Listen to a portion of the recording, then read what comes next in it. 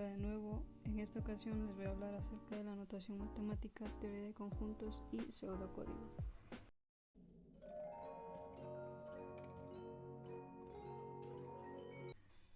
Bueno, vamos a empezar explicando qué es un conjunto.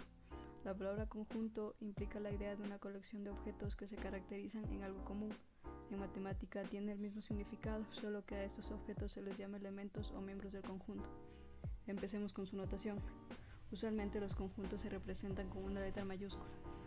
El elemento es cada uno de los objetos que forma parte de un conjunto. Estos elementos poseen características particulares propias de su individualidad, ya que estos no deben ser elementos duplicados o repetidos. Serán presentados con una letra minúscula. Los elementos de un conjunto se encierran entre llaves y separados por comas. Su relación de pertenencia. En teoría de conjuntos se denomina relación de pertenencia a la relación que se da entre un elemento y un conjunto. Por ejemplo, este conjunto V está formado por las letras vocales, entonces podemos afirmar que cualquiera de estas vocales es un elemento del conjunto V. En otras palabras, podemos decir que A pertenece a V, E pertenece a V y así sucesivamente con cada uno de los elementos del conjunto. Por comprensión. Esto se da cuando se anuncia una propiedad que se cumpla en todos los elementos del conjunto y tal que sea válida solamente a ellos. Por ejemplo, en el conjunto A podemos ver que X tal que X es una letra vocal. En el conjunto B, X tal que X es un número positivo par menor que 10. Entonces 2 pertenece a B, pero 5 no pertenece a B. Ahora empezaremos hablando de los diagramas de Venn.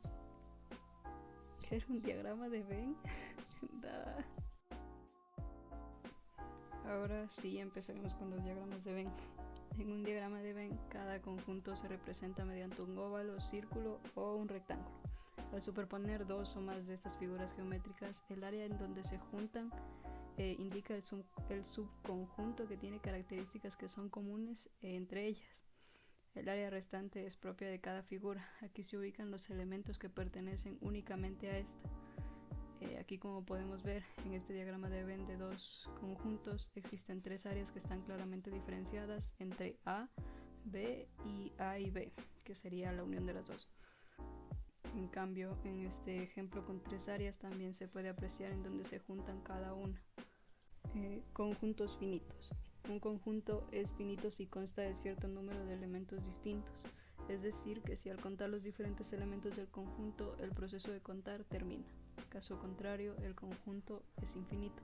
Aquí tenemos dos ejemplos. En el conjunto M, X tal que X es un alumno matriculado en el curso de matemática discreta, que sería un conjunto finito, y el conjunto N, que va del 0 al 8 infinitamente.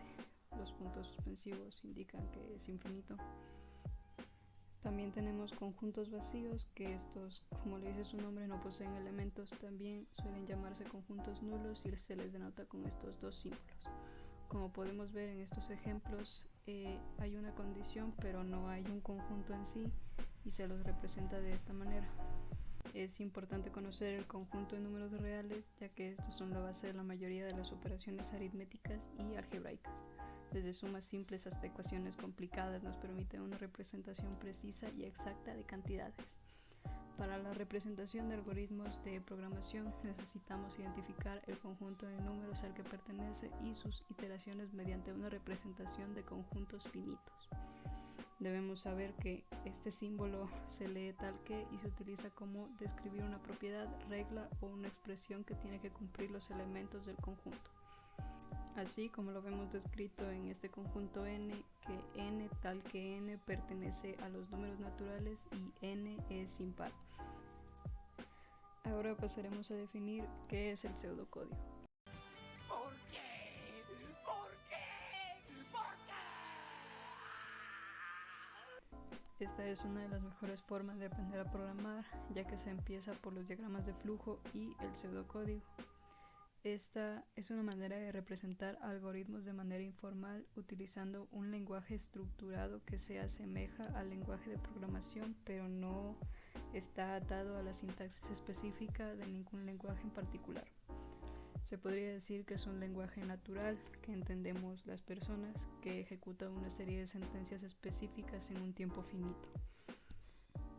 Conociendo esto, ahora les mostraré que he desarrollado algunos ejercicios implementando la notación formal y el pseudocódigo, tomando en cuenta las reglas de implementación dadas anteriormente.